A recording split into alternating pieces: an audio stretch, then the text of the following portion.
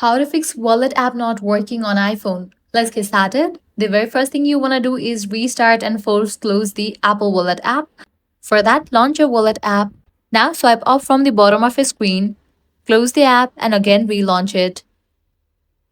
Follow this step for multiple times. This might fix your issue. Next thing you want to do is check the server status of Apple.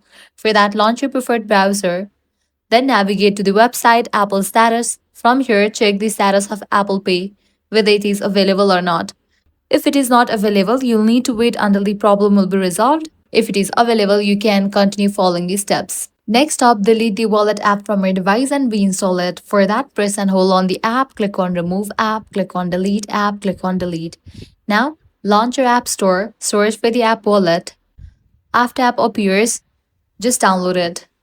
Likewise, you can check for the software updates. For that, launch settings, click on general, click on software update. If you found any updates over here, just update your iOS to its latest version. With these settings, you'll be good to go. Your problem will be resolved. So these are some fixes for wallet app not working on iPhone. If this guide helped you out, don't forget to like, share and subscribe.